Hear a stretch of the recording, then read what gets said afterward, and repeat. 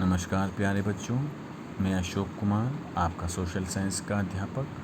आज आपके साथ सामाजिक विज्ञान की वर्कशीट 3 के बारे में चर्चा करूंगा, जिसका टॉपिक है जलमंडल। जलमंडल किसे कहते हैं?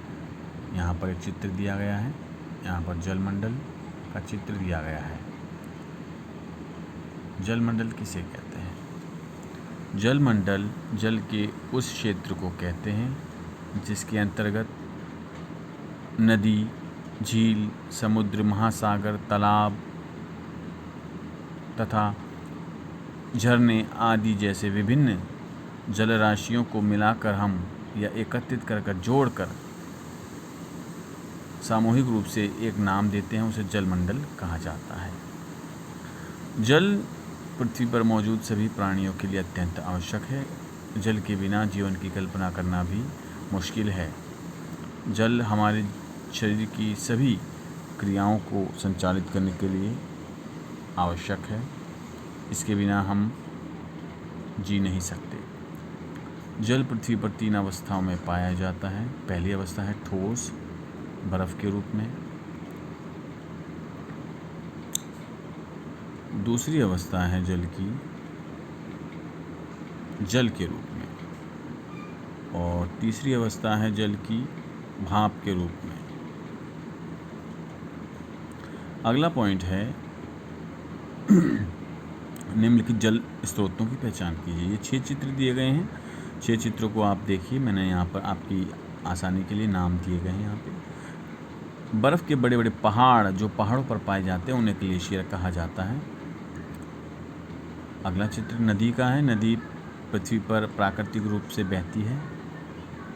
अगला चित्र समुद्र। समुद्र में पानी की बहुत बड़ी मात्रा पाई जाती है। अगला चित्र झरना। ये भी पृथ्वी पर प्राकृतिक रूप से बहते हैं। तालाब, पृथ्वी पर बहुत सारे तालाब पाए जाते हैं। नहर।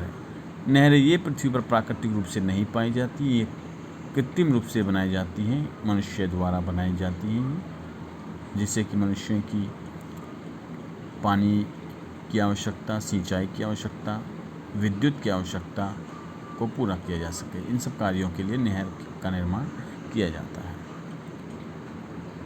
अगला प्रश्न है, आपने पानी को कहाँ और किस रूप में देखा है? इसके बारे में लिखिए।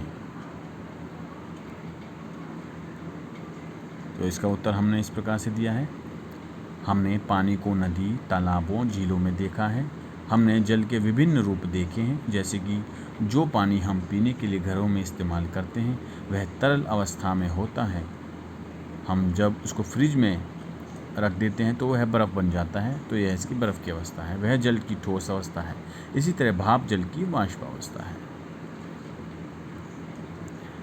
अगला प्रश्न है, आपको कैसे लगता है कि पानी सभी जीवों के लिए आवश्यक है?